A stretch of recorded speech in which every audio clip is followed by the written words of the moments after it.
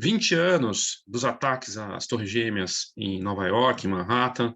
Eu tive a oportunidade de subir nas Torres Gêmeas, não lembro qual das duas que eu subi, mas eu fui lá no restaurante, a gente subiu, eu fui com meus pais, e era os anos 90, e me lembro bem quanto foi marcante. Eu me recordo também que numa das ocasiões que nós fomos para Nova York, em 94, tinha acabado de acontecer o primeiro atentado. Não foi, na verdade, eu já tinha sofrido atentado, né?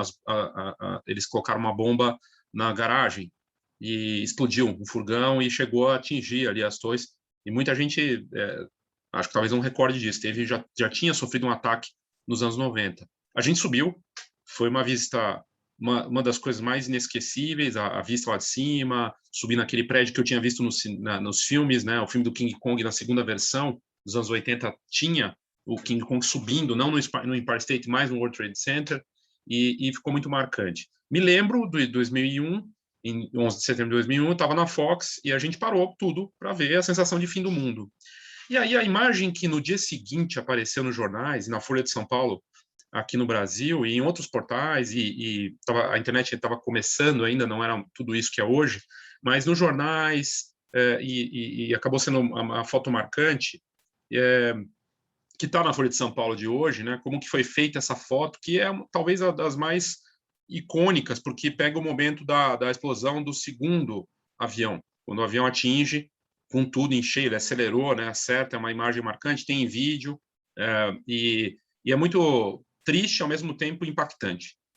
Eu vou tratar aqui de algumas, sobre a fotografia, sobre a história da fotografia e do trabalho do Richard Drill e do Spencer Platt. Primeiro, o Spencer Platt, essa foto que ele fez, o Spencer estava lá, ele saiu de manhã do apartamento dele e ouviu o barulho dos helicópteros, a fumaça. Ele tinha saído de uma festa de aniversário na noite anterior, nem pensava em sair de casa, mas a namorada diz que tinha um avião atingido a torre norte do World Trade Center, e ele pegou duas câmeras, duas lentes e foi para a rua. Ele chegou na ponte do Brooklyn, né, e ele se deparou com um grupo de taxistas reunidos, que olharam para cima e falando ali, enquanto ele ouvia os taxistas falando, ele apontou a câmera e começou a registrar aquela fumaça do primeiro avião que tinha atingido. Enquanto ele ouvia e falava com os taxistas, nossa, né, coisa. O norte-americano tem muito isso de conversar na rua com os estranhos, eles têm essa coisa das conversas. De repente, quando ele fotografava, ele pegou o segundo avião atingindo, e aí ele fez uma das fotos que é uma das mais icônicas e muito usada. Outros fotógrafos também fizeram, mas a dele acabou sendo mais usada, foi parar na capa da Folha de São Paulo, aqui no Brasil, em outros jornais importantes do mundo todo, e ele deu entrevista para a Folha de São Paulo agora, por Zoom, né, de Nova York, e aí ele pegou essa cena, essa foto aqui. Ele falou assim, e, honestamente, eu nunca vi aquele avião vindo, aconteceu muito rapidamente, mas ele pegou a explosão no momento. Essa foto foi parar nas capas, ela tem a orientação, né, vertical, então acaba cabendo bem para um tabloide, para o tamanho, né, e o Spencer Platt aí trabalhando para Getty Images, né, e pegou logo na sequência. E aí a matéria aqui da Folha fala dele, né, de como que foi reproduzida muito pela mídia e tudo mais, mas que logo depois que ele fez a foto, ele baixou a câmera para conferir o resultado. Ele estava com uma câmera digital e ele viu na LCD do equipamento, que aqui até a matéria fala, equipamento digital primitivo. Ele viu o registro, alguns taxistas que estavam no cangote dele disseram, meu Deus, o que acaba de acontecer? Estavam ali olhando. E hoje ele trabalha para a Getty Images, né? Ele tinha 20 e poucos anos em 11 de setembro, e conta que à época ele era um tanto ingênuo e não esperava fortes emoções na vida profissional. Aqui é interessante o relato, porque ele se inspirou nos grandes nomes da fotografia, do fotojornalismo. Então, o Robert Capa e outros que cobriram a Segunda Guerra Mundial, ou a Guerra do Vietnã depois, e ele falava que não ia acontecer nada. Então, ele e os colegas falavam, não vai ter nada para a gente registrar que vai ser marcante na história da humanidade. E, na verdade, é um dos grandes acontecimentos. E aí até me fez pensar que a gente está vivendo um novo acontecimento histórico muito triste, muito fizeram a comparação, né? Só na cidade de São Paulo, o quanto representa aqui na capital, em São Paulo, em comparação com o World Trade Center, fizeram hoje, né? 13 vezes o número de mortes em relação ao World Trade Center. Quase 3 mil pessoas morreram com os atentados do World Trade Center, se não me engano, 2.977 pessoas. O cheiro do combustível e da fumaça ficou por meses na cidade. As pessoas tinham que ficar nos primeiros dias com as janelas fechadas por conta as pessoas se reuniram em praças, acenderam velas. É uma coisa que é chocante. Eu li o livro 102 minutos, tem na Amazon, conta a história minuto a minuto. Está sendo um novo livro agora por conta dos 20 anos. Tem vários relatos de livros e documentários. Netflix tem um que acabou de sair também. É realmente muito chocante.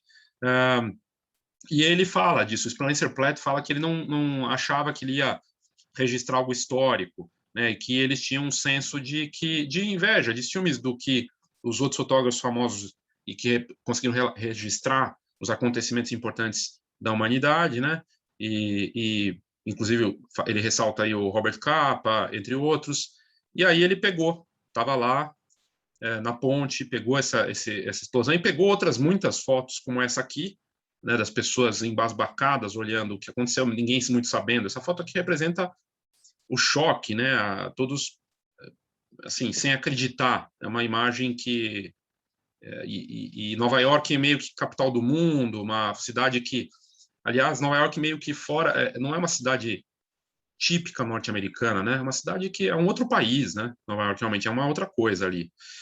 E, enfim, aí o Platt, que achava que não ia fazer nada importante, ele comenta do Robert Capa cobrindo o dia D, né?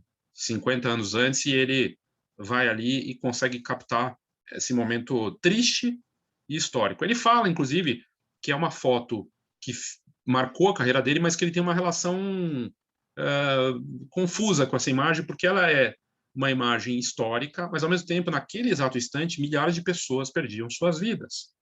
Naquela explosão ali, só ali, instantaneamente, fora o que a gente sabe de cair as torres e tudo mais, né, por conta dos dois impactos. Então, ele tem sentimentos conflitantes em relação, mas é uma imagem poderosa, colorida, forte, e um documento histórico mesmo. Ele cobriu outras guerras depois, aquilo abriu portas para ele foi cobrir guerras que começaram, que os Estados Unidos declararam guerra ao terror e foram para o Afeganistão, e aí acabaram chegando em outros países próximos, o Iraque, inclusive. Então, inclusive na caça ao Osama Bin Laden, né? E ele foi cobrir essas guerras, também cobriu guerras drogas e a pobreza, né? Na América Central, na Indonésia, na Libéria, na África e também na Ucrânia. Ele ganhou a foto do ano em 2007, no World Press Photo, que é um dos prêmios, se não o mais importante, um dos mais importantes do fotojornalismo, com uma imagem de jovens libaneses, né, num carro conversível, enquanto avaliando danos causados pelos bombardeios, né, em Israel, no bairro de Beirute. Aqui a foto da TV, né, na verdade é um print screen da NBC ou da ABC, enquanto estava chegando, e eu lembro dessa cena, o avião chegando, isso a gente assistiu ao vivo. Foi a primeira cobertura em tempo real, a gente pode dizer assim, porque estava o primeiro atentado, a primeira explosão, ela fez com que a mídia toda olhasse, ninguém pegou exatamente. Depois apareceram registros, né? Ainda não tinha smartphone como tem hoje, tinha celulares, mas não era a mesma coisa. Depois, quando apareceram uma série de outras imagens, vídeos, coisa e tal, né? Até do primeiro impacto, se não me engano, mas o segundo, como já estava cobrindo, apareceu no mundo inteiro. Então, foi um ataque terrorista com cobertura em tempo real, principalmente do segundo impacto. E aí foi chocante, porque todo mundo no mundo inteiro vendo e falando, como assim, né? O Spencer Platt tem uma outra foto, e aí eu acho que é o lado da fotografia que consegue mostrar essas coisas inacreditáveis e contrastantes, né? Que é o trabalho do bom fotógrafo. E o Spencer Platt é um fotógrafo espetacular, e ele pegou um casal atravessando a ponte de Brooklyn de costas para o atentado, quando ainda não tinha, pelo que eu lembro, pela imagem, pelo menos não parece que não tinha atingido o segundo avião não tinha atingido, né? Que é essa foto aqui, ó. Essa foto aqui. É uma foto espetacular e, ao mesmo tempo, mostra eles meio na tranquilidade ali. Tem um lado meio entorpecido, né? Uma coisa... Já tinha atingido as duas, né? E as pessoas ali caminhando. Então, meio que o mundo que segue, né? Mesmo diante de uma coisa tão insólita. E essa fotografia está sendo compartilhada nas redes sociais hoje, por uma série de... Eu mesmo compartilhei no meu stories, no Instagram, e um monte de gente compartilhou também, no Twitter e tudo mais, e essa aqui é só uma delas, porque essa foto do Spencer tá aparecendo em muitas publicações.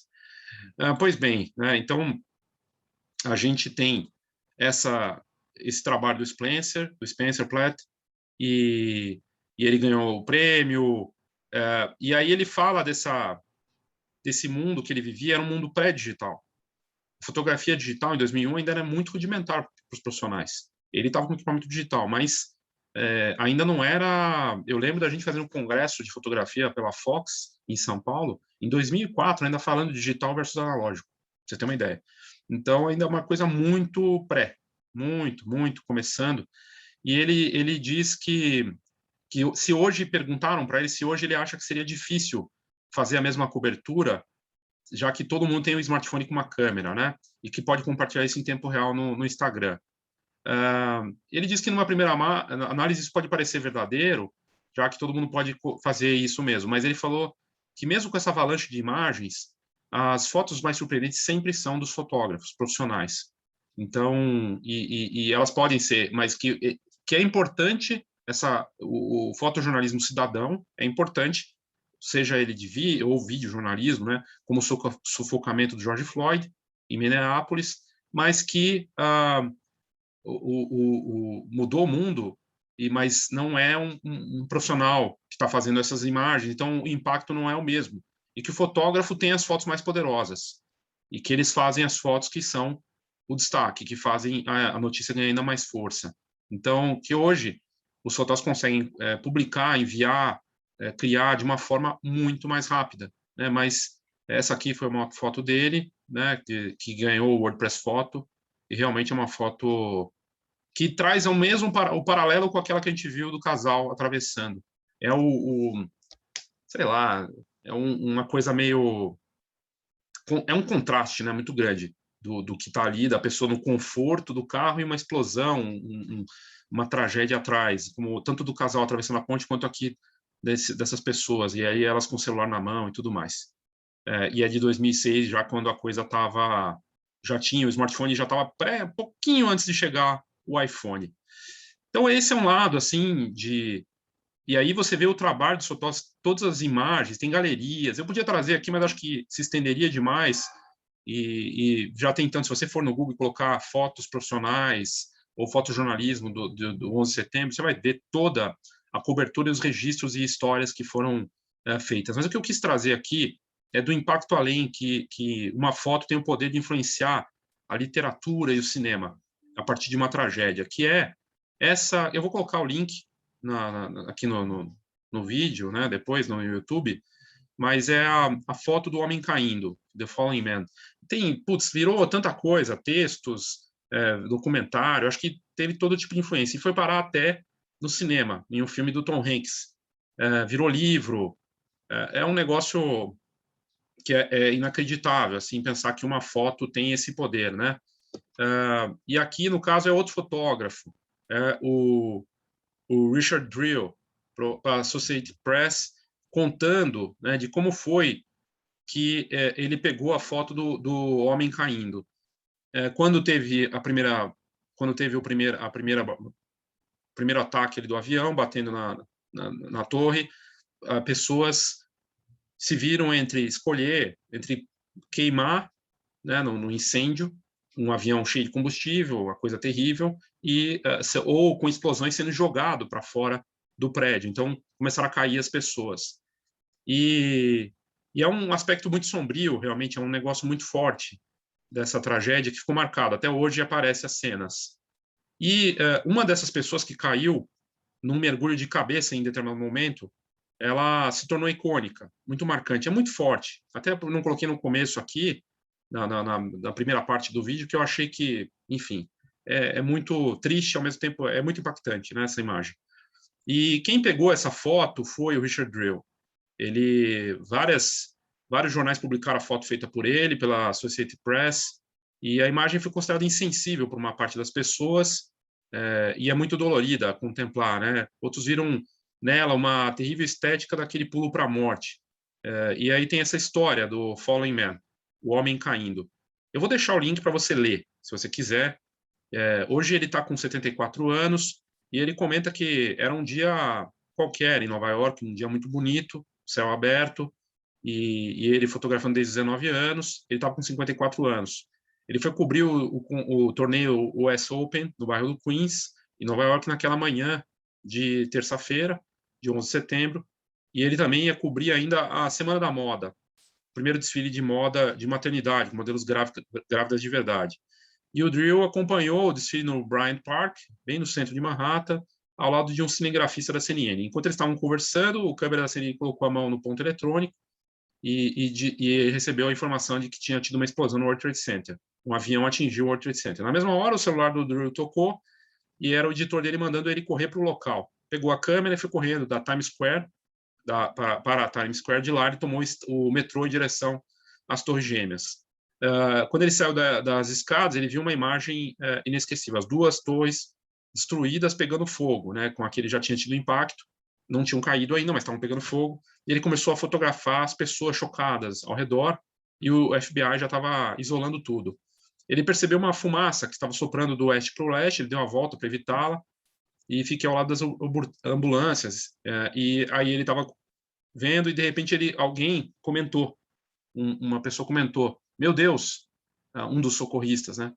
Tem pessoas caindo do prédio. Ele pegou, apontou a câmera e fotografou o máximo que ele pôde, essas pessoas caindo. Ele não sabe se elas estavam pulando porque elas foram forçadas pelo fogo, pela fumaça, ou se foi uma escolha para não morrer queimado. E aí, inclusive, aqui na matéria fala que essas pessoas não são suicidas. Na verdade, elas foram forçadas pela fumaça, pelo fogo. É natural, no instinto de sobrevivência, você não tem o que fazer, entendeu? E é muito triste, na verdade. E aí, inclusive, foi pela polícia de Nova York que eles colocaram, né, como homicídio, né, pela Al-Qaeda. Então, foi como foi reportado, não como suicídio ou qualquer coisa do gênero. O USA Today, em 2002, calculou, por meio de fotos, vídeos e entrevistas, que 200 pessoas saltaram, pularam ou foram impelidas a pular dos prédios, das duas torres. Já o jornal New York Times, pelas fotos, falou que foram 50 pessoas.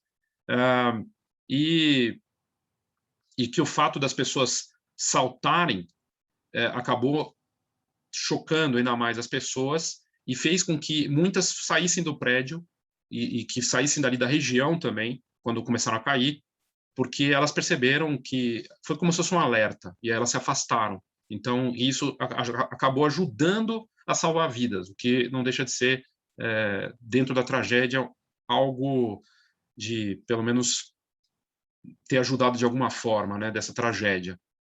E o Drill comenta que ele experimentou algo sinistro. Ele ouvia o barulho dos corpos caindo, e muitas pessoas falaram que ele foi muito frio, mas ele falou que ele é um jornalista treinado, 54 anos, ele estava no momento e queria, num piloto automático mesmo, trabalhar. E aí ele começou a trabalhar, ele estava trabalhando com uma câmera digital também, assim como o Spencer Platt, ele ficou fazendo uma série de fotos ali, e aí, às 9h41, ele registrou para sempre os últimos momentos de um homem, que era o homem que saiu nas fotos. E ele foi verificar as fotos na redação depois, e ele notou que aquela era a foto mais impactante. E realmente tinha uma simetria na foto, uma coisa terrível e, ao mesmo tempo, muito impactante mesmo. Muita gente não gosta de ver essa foto, as pessoas que se identificam têm até medo de enfrentar essa mesma decisão dele em algum momento, né? Sei lá, se tivesse que se colocar no lugar dele. E então ele tem essa imagem e aí tem tudo que se fala disso, da foto, mas a imagem em si, né? Tem vários relatos aqui, eu acho que vale a pena aí cada um, quem quiser olhar depois e ler no detalhe aqui, mas ele se tornou o fotógrafo reconhecido mundialmente por ter feito essa foto do homem caindo. E foi uma das quase 3.000 pessoas que morreram naquele dia. Criou-se um mistério de quem era aquela pessoa. E eles acabaram identificando que podia ser duas pessoas, ou um chefe do restaurante, o Windows on the World, que ficava no 106, né, no andar, mas as pessoas falaram que não podia ser ele pelo tipo de roupa, e outros falaram que era o Jonathan Brearley, um engenheiro de som de 43 anos que também trabalhava no restaurante. E aí falam que é possível, mas ninguém tem certeza. Então, até hoje não se sabe. Em 2006 teve um documentário baseado na reportagem que saiu sobre o assunto, que se aprofundou nisso e que tentou identificar. E aí, enfim, tem todo esse relato, né? E a fotografia realmente marcou, né? Marcou a história. E curiosamente, né? Uma foto muito forte, né? Muito impactante. E aí vamos pegar aqui, porque na verdade ela nem aparece na matéria porque ela é tão forte. Não que ela seja graficamente ou que ela aparece sangue, não é nada disso, né? Mas é uma foto que ficou marcando, que marcou, né? Até aparece aqui no Google Falling Man. E ela inspirou o filme Incrivelmente Perto, que é do Tom Hanks, e que, na verdade, inspirou um livro sobre essa foto aqui. É uma foto muito forte, né? Muito, muito forte. E está no Wikipedia contando dessa imagem, que acabou se tornando, também saindo em jornais e aparecendo na mídia e tudo mais. E ela inspirou o filme. Na verdade, você vê que tem outras sequências, mostra ele, mas que pegou esse momento especial, assim, dele caindo ali, é uma coisa muito forte. E aí tem vários outros conteúdos falando disso. E aí inspirou esse filme aqui, incrivelmente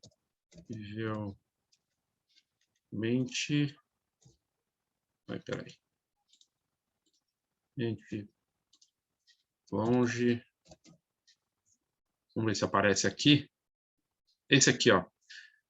Que é baseado no livro do Jonathan Safran Foer, e que o filme também é muito, muito impactante, porque tem a história da criança, e aí o pai é o Tom Hanks, e ele seria aquela pessoa caindo, né? Tem a Sandra Bullock, que é um filme que fez bastante sucesso, inclusive acho que foi indicado ao Oscar. E é baseado nesse livro aqui do Jonathan Safran Foer, e é muito forte. Então, acabou inspirando também, a partir daquela imagem, uma parte do livro e um plot disso, né? E aí você vê a importância da fotografia, do fotojornalismo, de retratar, de registrar esse momento. E virou até hoje repercute. E aí, com esse aniversário sombrio, né, desses ataques, 20 anos depois, traz muita reflexão. E, mais uma vez, a gente está vivendo um momento histórico e os fotojornalistas... Eu lembro no começo da pandemia que eu trouxe um conteúdo falando do desafio dos fotojornalistas em cobrir no começo a pandemia. Não tinha cara. Como é que você fotografa um vírus? A cara do vírus, no clichê, seria a máscara, ou os hospitais, né? Mostrar isso. E agora, mais de 1 ano e meio depois, já mudou a cara disso. E o trabalho dos fotojornalistas segue muito importante. E eu vi muitos fotojornalistas aqui do Brasil e de fora que pereceram, né? Que caíram, que morreram pegando a Covid no trabalho, se expondo. O quanto é desafiador, né, esse trabalho. E no caso das Torres Gêmeas, eles registraram a história e serviram aí para alertar e para até hoje trazer esse debate e esse registro histórico. Basicamente isso, e é um momento de reflexão mesmo, de algo que mudou a vida de todo mundo, né, no mundo inteiro, por conta desses atentados. Hoje, viajar de avião, mesmo que dentro do Brasil, você vê que teve um reflexo aqui também, na forma de viajar e todo o impacto que trouxe. A gente viu o Afeganistão aí nas últimas semanas, tudo o que aconteceu, 20 anos depois, ainda os reflexos disso. Ok? É isso, obrigado e até a próxima.